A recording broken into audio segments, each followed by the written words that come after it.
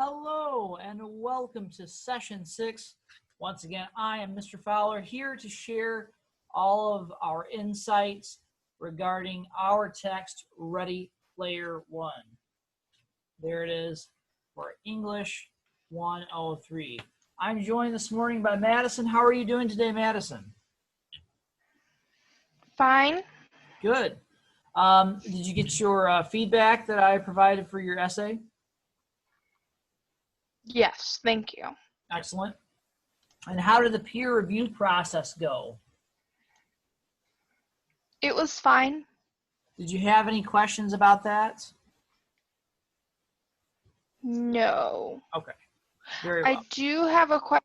Mm-hmm. I do have a question on the Zoom meeting schedule that you pulled up. Mm-hmm. It has some on Saturdays and Sundays. Yeah, because, well, we don't have class. First of all, we don't have classes on Saturdays and Sundays, so I won't hold you to that. But on their scheduling scheme, it's either daily, weekly, or monthly. And so weekly works out for, I think daily works out best for our schedule, but they have limits on what's available as far as I understand how to maneuver around through Zoom. So they said you can have this many a week. So it was more than I needed. I only needed 3 per week. So that was the best option that I could. So if you did it weekly and you just said Tuesday, Wednesday, Thursday, and you made 3 groups, wouldn't that work better? If that's an option, I'll definitely change that and edit the preferences to set that way. I don't know how to do that just yet because I didn't see that particular option. When it said weekly, it seemed like it was limiting me to 1 day per week.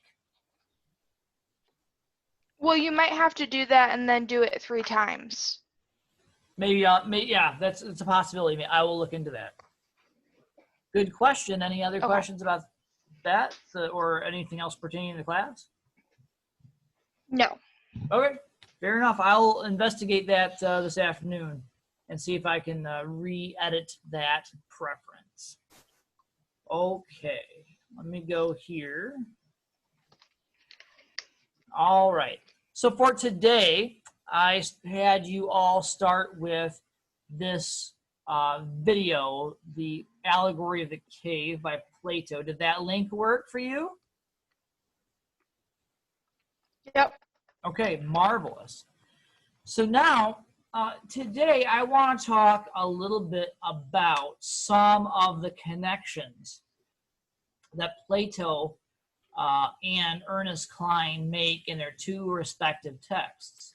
And I want to frame our discussion around some of the issues that can result from the connections linked to the lack of physical activity and the integration of physical activity as it exists within the text, the oasis, and how that might factor into the overall health of users who are active online or in virtual environments today, as opposed to their relative lack of inactivity in the real physical world. Then for next week, there are a couple of reading assignments for which you will be responsible. Primarily, I'm going to have you read the piece, How the Sound That Defined 80s Music Still Lives On Today. That's here on Desire to Learn. And I estimate that reading that article may take up to about 25 minutes. It may be much less for some of you, but at least 25 minutes between now and next Tuesday should give you more than sufficient time to read and process the ideas in that article. Then the next installment of our reading, which will take us from chapters 4 up to chapter 8, will also be slated for our agenda for next Tuesday. Lastly, don't forget that this evening, the self-assessment final draft will be due before midnight. So you'll want to make sure that you have completed your peer review so that that's available for your peer review partner student, and that you have attended to at least some of the changes that I or your peer review partner have indicated in the initial version of your peer review essay. And once those changes are attended to, you can simply submit that essay to the final draft self-assessment essay Dropbox, also on Desire to Learn, and you can just await your feedback on that. Okay, so let's go ahead and get into the discussion. Let's start with this real basic question, which is, what similarities do you see between the users as depicted in the oasis and those who are depicted in the cave in Plato's parable? I'm going to stop share here so we can meet face to face. What are the similarities between the users in the oasis and the characters as they're described in Plato's Allegory of the Cave?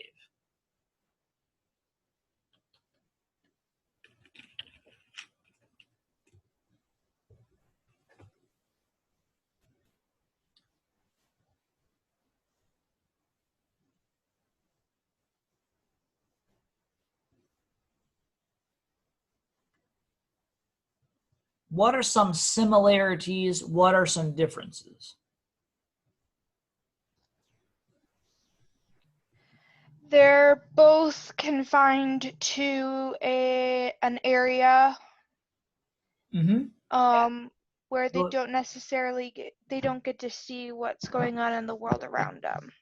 Yeah, that's absolutely correct. So even though the parable of the cave is an ancient document, there are some striking similarities between the design of the cave and the way it presents virtual or created reality in the midst of reality itself. So the reading is a little bit difficult to process because we're only getting a piece of the overall work that it's from, the Republic, all right? So Plato was a student of Socrates, and Socrates was a Greek philosopher who was interested in a lot of different ideas, and one of the things that he proposed got him into a lot of trouble. So the elders of Athens suggested that he, rather than face death, because the crime he committed, so to speak, was to enlighten people about the nature of their minds and the world around them. So part of what he began to discuss with his students was potentially dangerous in his era. Simply to state that all of the pantheon of Greek gods, whether it be Zeus with his thunderbolts or Poseidon in the sea, all of those gods represented really a force of nature that was not comprehensible by man at the time in which they lived. And he suggested that there would probably be an omniscient force overriding everything else that was in control of all of these facets of nature. So even though we don't necessarily have to understand the entirety of the concepts he was talking about, it boils down to the idea that he said there is a he professed a belief in a monotheistic worldview, which is to say that He believed there was one controlling God force, if you will, or one controlling creative force in the universe. That, for his time and for his culture, was radical. And as such, because he only marketed in the field of ideas, he was given a choice. And they said, okay, Socrates, you're very dangerous, so you have to be stopped. You cannot profess your learning any longer.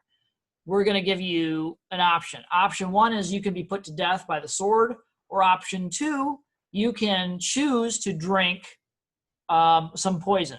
And so this is a very famous moment in history where Socrates, of course, chooses poison.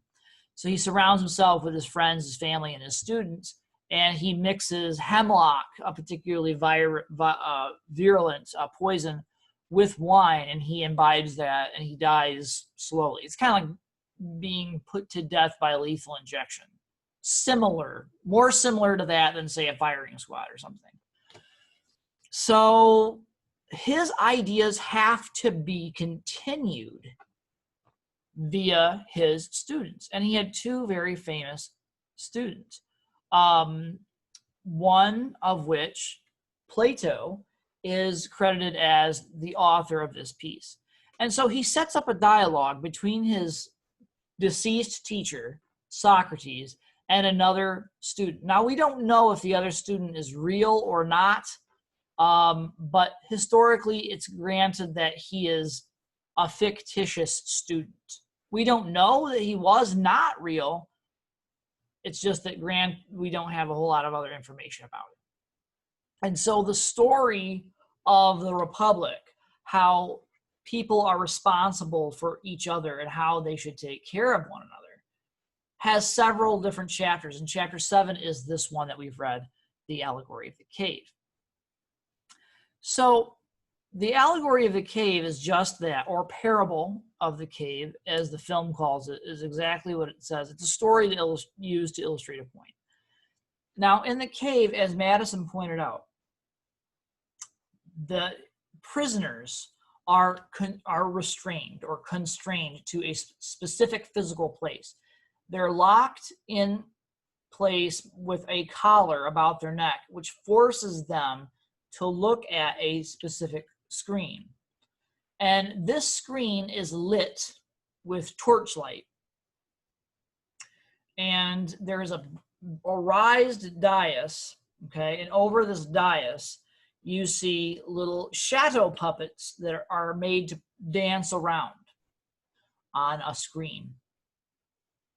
Then actors or performers behind them, behind the prisoners, make sounds, either imitating the noises of various animals and characters from mythology, or they will simply say the lines, or they'll make noises to accompany the movements of the shadow puppets that are projected on the screen. And this is all accomplished by shadows because of a big burning fire that's also positioned behind the prisoners who are forced to look at things. Now, in the novel, there are no prisoners necessarily, but the way in which the apparatus is devised to create a connection between the user and the oasis is pretty interesting, because they have haptic configurations, right? So haptic configurations are simply referring to how do I want to say this? Peripheral additions that can be manipulated in a virtual space. In our world, we've had limited success with haptic materials. I think one of the most publicized haptic devices that we have come across so far was the idea of the Nintendo Power Glove. Now, the Nintendo Power Glove is a variation And the Gaming Historian, is anybody familiar with Gaming Historian on YouTube? Yeah, I watch him. Yeah, I watch him too. He has a really great video on the history of the Power Glove and how it was developed originally to be much different. But the price point for the original Power Glove was not something that could be easily marketed or transitioned into a marketable vehicle in a timely fashion. So they had to scale down a lot of its uses. However, haptic devices didn't stop there. Even though the Power Glove was not as successful as they had wanted it to be, today's haptic elements, whether it's just like the Nintendo nunchuck or wand or the various sort of light phasers that they've used to create interactive games, are all examples of haptic materials. And VR headsets and goggles that you would add to a setup like that with all the wiring and connectivity, while they don't necessarily force you to focus on one specific area, it's interesting in that all of these accompanying pieces of hardware are in themselves kind of constraining, because you do have to work within the limits of what that technology would provide.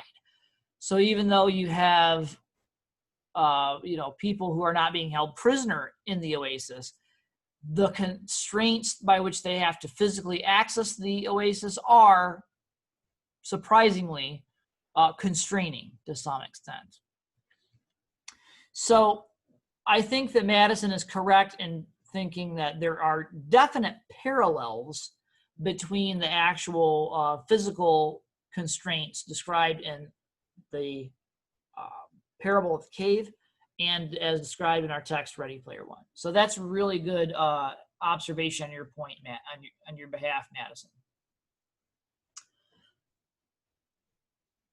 Any other examples that you can point out in terms of similarities between the two texts?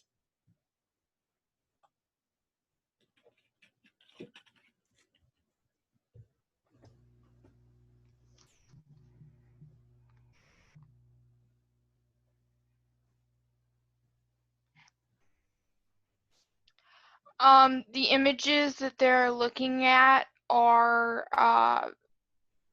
shadows. They're not actually what it would actually be in real life. Absolutely, absolutely.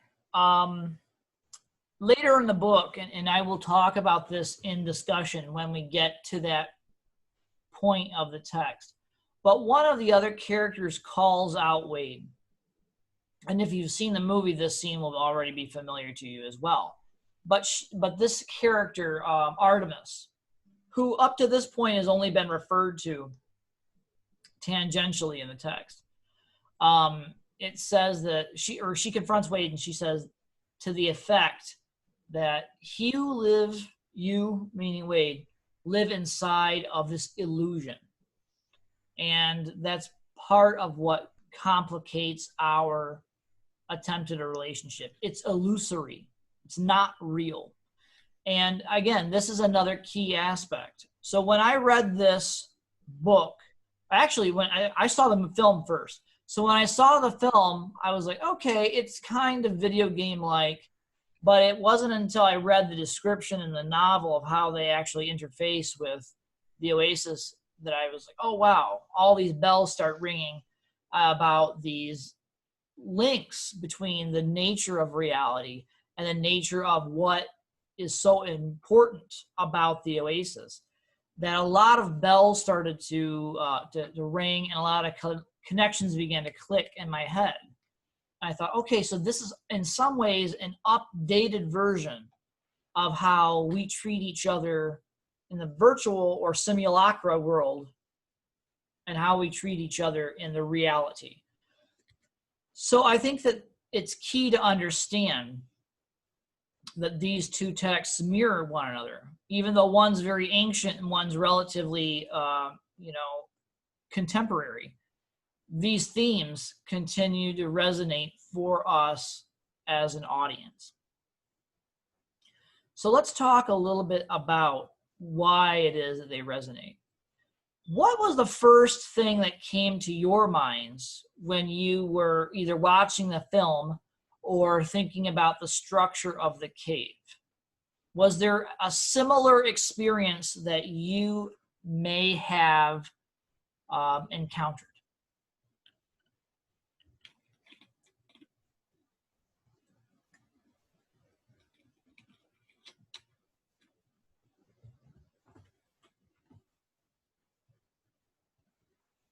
I think with watching the movie, I mean, it's been a while, but just seeing the stacks, it was just kind of really depressing. You could tell that the people clearly were in a bad place. Mm-hmm. Yeah, and they make subtle, or excuse me, I shouldn't say they. Ernest Cline makes subtle references to this sort of thing throughout the text directly. He says that it's not uncommon to be awoken by the sound of gunfire early in the morning when you live in the stacks. That's like in the first lines of chapter 1. So while there's no hard and fast rule that says gunfire is associated with danger, people sometimes, I know I live in a very rural area, so it's not uncommon for gunfire to be heard in a celebratory sense. Like during the 4th of July, people will sometimes, in addition to fireworks, they'll just fire off a couple of rounds on, from a gun or something like that. And there was one particularly hilarious instance where my neighbors got a little out of hand, and they shot their own furniture. And wow, that was that created some interesting times, or some interesting dialogue between my neighbors. But like I said, celebratory gunfire is not uncommon, and rural gunfire. I know that the conversation with weapons and with the gun ownership in America today is still very tense. Apparently I didn't know about this because I've been really busy prepping for this class, but they elected to to edit certain cartoons that had the depictions of guns and like edit the guns out or something like that. And that caused quite a row. And I thought, it's a cartoon, if you can, have an anvil drop out of the sky for no reason, I'm not too sure I'm worried about the rights of a particular character or anything like that. But I just want to say that I understand that there are a lot of strong opinions about it. However, it's not out of the question to link celebratory events with gunfire. It's not out of the question to link just firing guns or target shooting with fun or with some kind of additional outside activity. But by and large, there is a sense of concern, I think, that a lot of Americans register when they hear gunfire in the early hours in their neighborhoods, especially a neighborhood that is not necessarily categorized as atypical of this kind of behavior. And I don't get the sense that the stacks is atypical of this type of behavior. So it stands out. And absolutely, Cline is trying to make a connection, a one-to-one connection, that this is not a commonplace occurrence, but it is common enough in the stacks that Wade has become inured to it. He's become used to it in many senses. So good.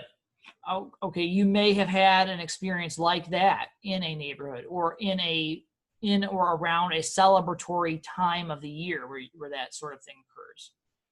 But in terms of the structure as described in the piece by Plato, have you ever encountered a similar event or location that would mimic that phenomenon? I think most of us have.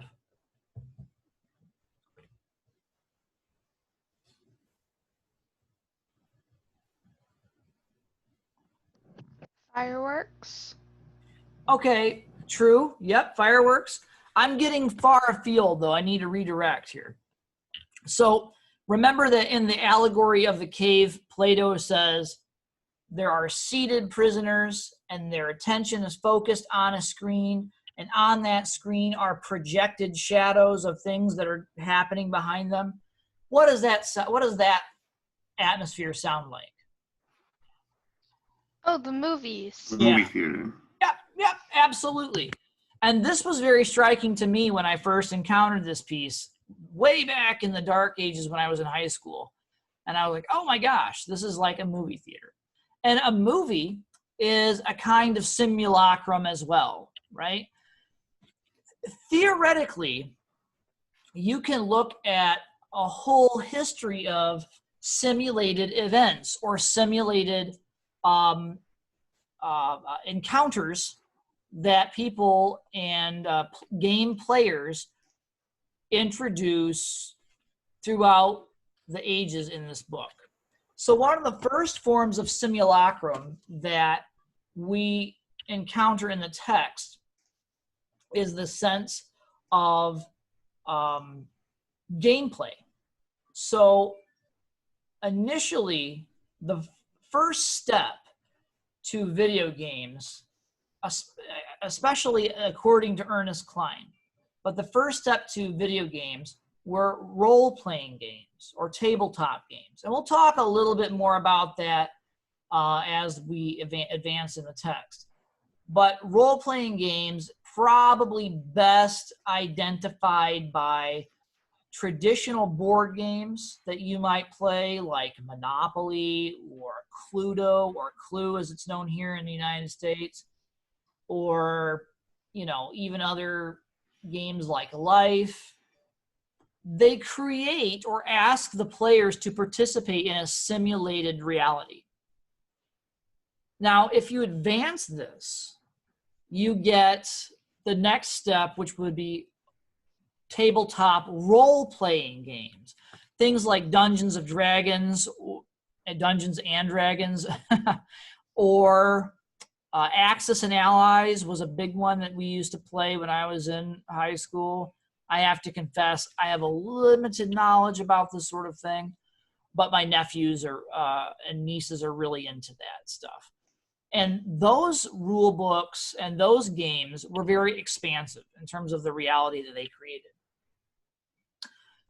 Beyond this, we went to computer simulated games where they were command-based games.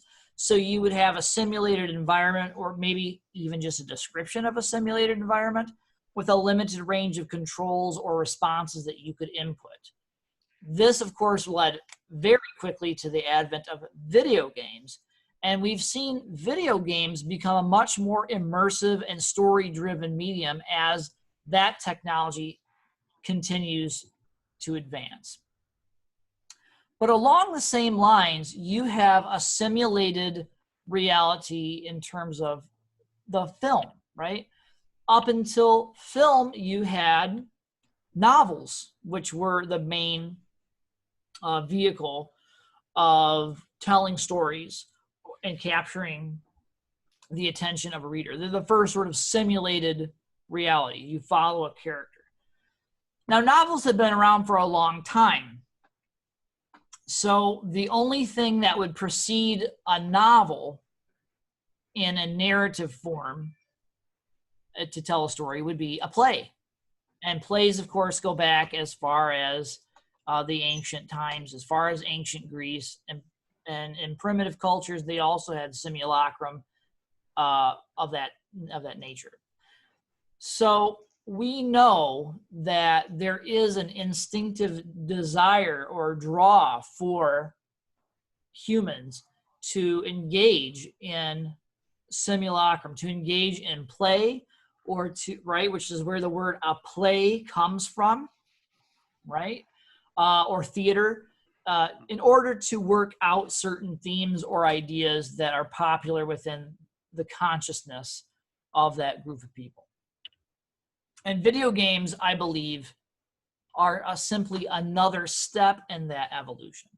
So absolutely, we have a simulacrum of film, and now the simulacrum of video games seems to, at least in the world of the Oasis, taken over as the predominant means of engaging in this type of world play or world building. Okay, questions or concerns about that?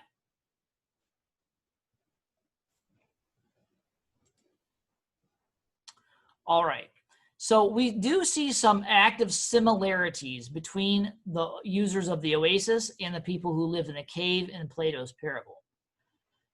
So let's back up a little bit and talk about this first question. Let's get some definitions down here so that we can understand the context of the rest of the discussion.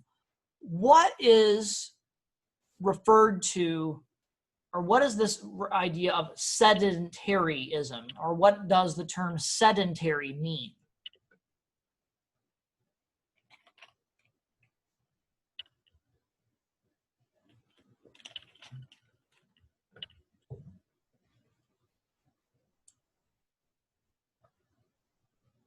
What's the term sedentary mean? And you can feel free. Yeah, go ahead. I just take it as somebody who really just doesn't do much. They kind of just, lounge around, sit around, not really active at all. Absolutely.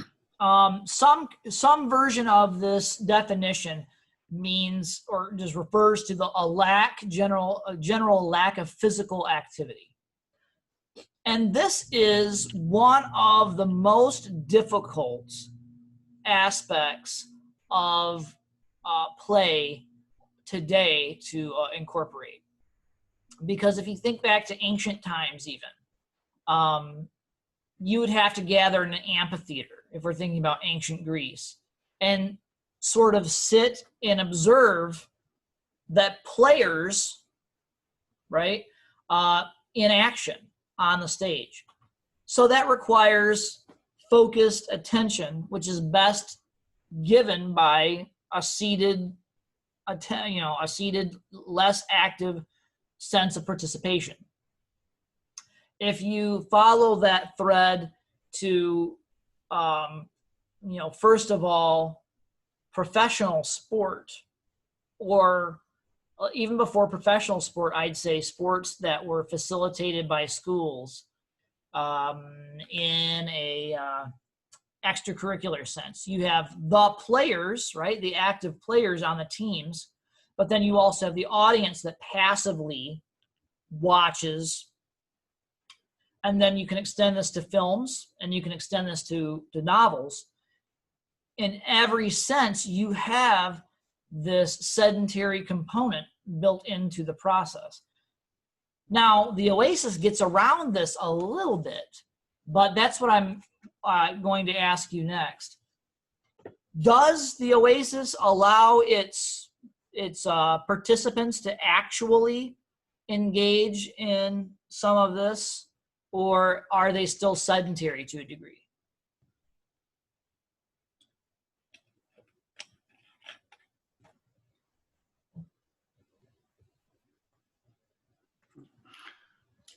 Are the characters in the Oasis more active or more sedentary when they're interacting with the technology?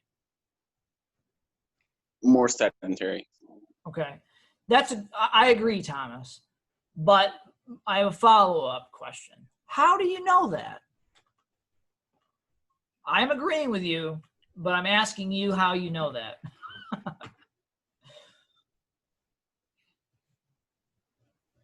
Well, I guess you don't exactly know it for certain, but at least in the movie, because I got further in that than I had the book, you could kind of tell with some people. Mm-hmm. Absolutely. And we do get a little bit of a clue in the book too. What was I going to say? At one point, he describes, meaning Wade, our main narrator, describes his avatar. Okay. Let me see if I can find that passage. Oh, of course, it's not showing itself right away. That's okay. I can remember the passage itself. He basically says that he looks fairly similar to the design of his avatar, except his avatar was a little more muscular, a little bit more slender, and that he didn't have as many issues with his skin condition or something. It's words to that effect. So, yeah, there is a little bit of reading that we can do between the lines, and I think you're right, Thomas, that generally all of the gear and the restrictive nature of the Oasis would result in some sedentary issues or sedentary practices developing overall in the usership within the Oasis. So yes, I think sedentarism is an issue, and we will see how much that comes to bear on the lives of the characters as we advance. Okay, and lastly for today, what are some of the dangers associated with a sedentary lifestyle?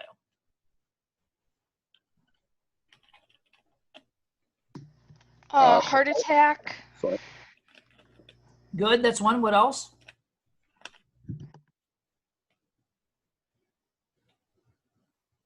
Go ahead, Marcel. I Yeah. think kind of like your sore stiff. Say that one more time.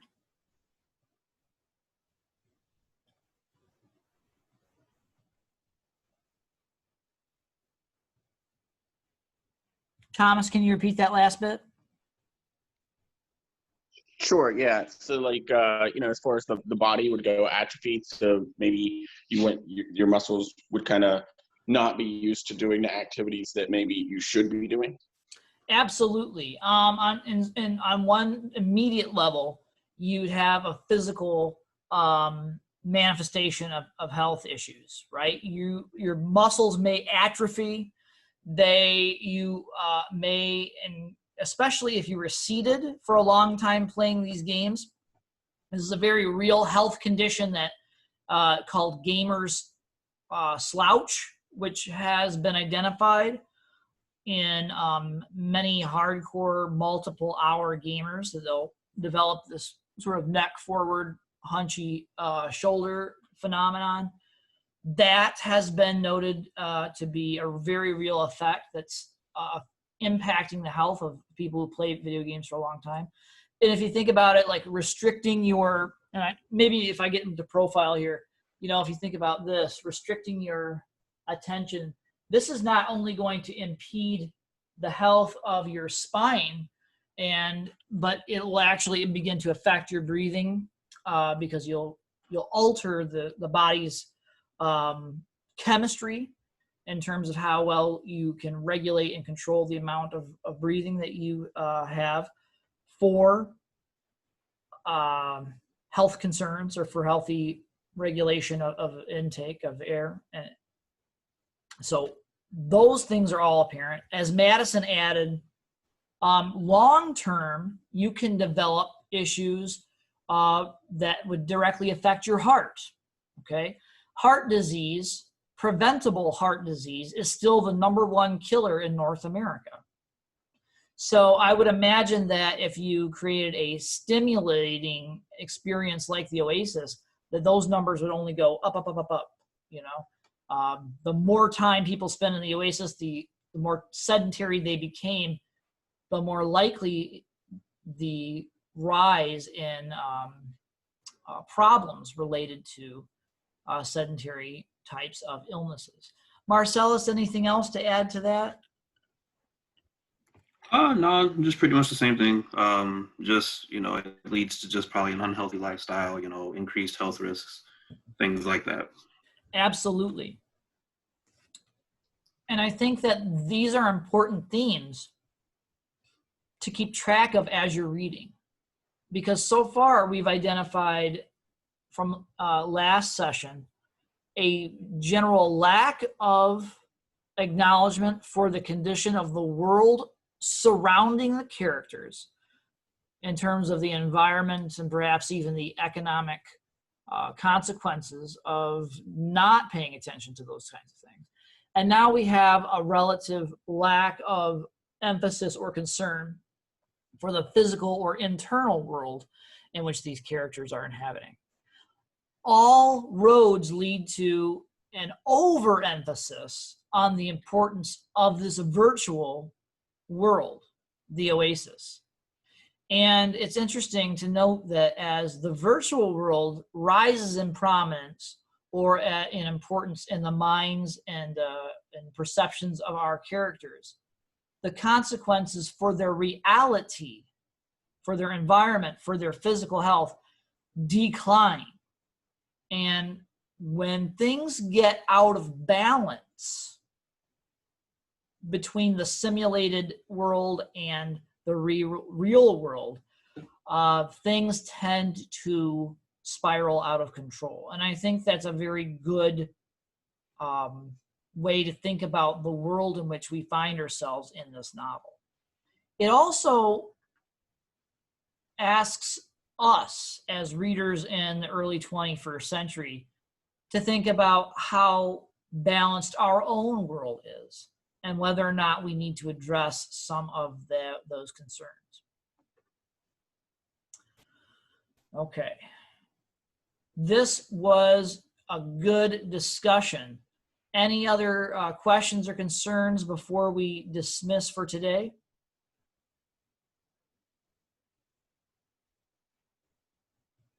The peer review that we were to do, are we supposed to also send that to the person we're reviewing, or just send that on the online submission and that will get distributed? That's a really good question. All you have to do is send it to me, and I will forward it on to the person that you need to send that to. Okay, thank you. Yep. All right. For next Tuesday, don't forget, final drafts are due this evening by midnight. And then for next time, just make sure that you're reading chapters 4 to 8 in Ready Player One. Until then, this is Mr. Fowler officially signing off. Continue to think critically, be safe, be healthy. We'll see you next time.